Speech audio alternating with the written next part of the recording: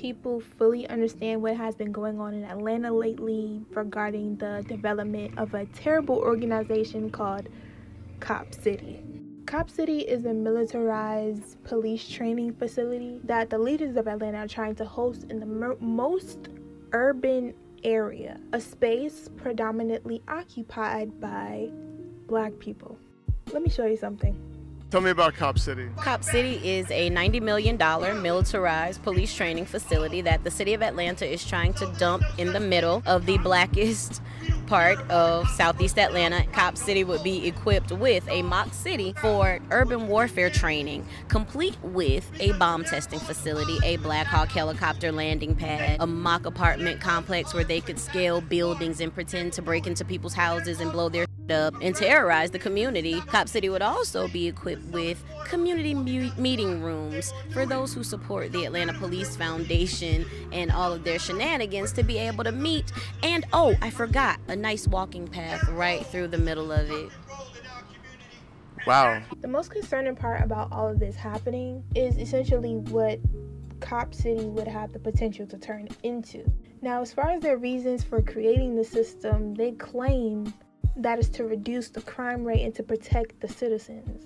But as we all know, based off of history from far and near, as it pertains to the relationship that Black people have with the cops, or cops have with Black people, so to say, it's so very possible for this one thing to cause chaos as opposed to harmony. At a projected 85 acres, Cop City stands to completely step on the police training facilities in the two most highly populated cities in America combined. Nearly 2.5 times bigger than NYPD's and 4 times bigger than LAPD's. And for what? Because we don't got nearly as many police as either one of them. Because as we all know that a large portion of police officers have a tendency to abuse their power. So the way that they're packaging this idea can quickly go from attempts to reduce the crime rate to either just flat out over criminalization or tragedy that we've witnessed so greatly in 2020.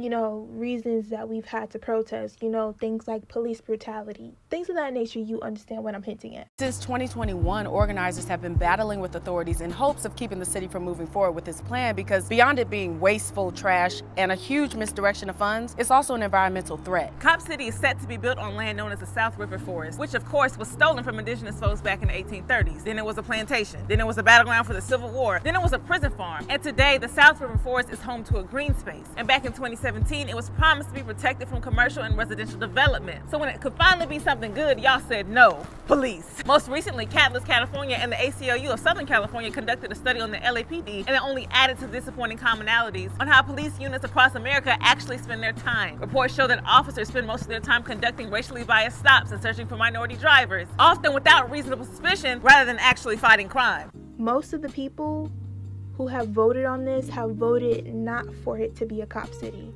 but yet and still they're continuing with the process.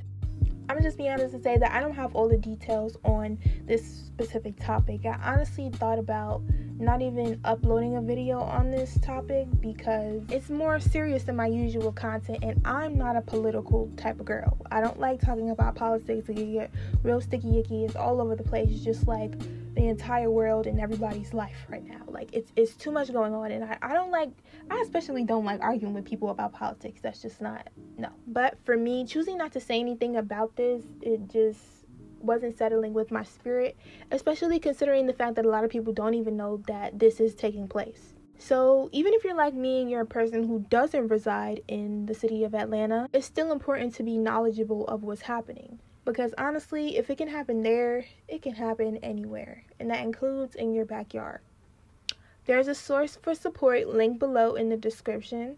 I also have some more video links that would be better explanations about what's going on because I don't have all the answers on this one. And if you are knowledgeable on this topic and you know of any other sources, please feel free to drop them in the comments below. Let's give a quick shout out to all of the Democratic leadership that marched with Black Lives Matter, turned around and voted for cop cities. That's really what we want. Yeah. We want police walking down our streets with AR-15s, and we want to make sure that they have all types of militarized equipment on. We want our police to look like they're about to walk into Baghdad. So if we want to talk about what our police force could be better trained to do, one thing we don't need trampling over our green space is American Ninja Warrior sets and supersized Andrettis. Get these motherfuckers some people skills. Train specialized units to respond to mental health crises and domestic partner violence to extract family safety with minimal casualties. If you're not talking shooting to disarm instead of shooting to kill, We don't want to talk. You signed up to be police to protect and serve your community, not protect and serve yourself.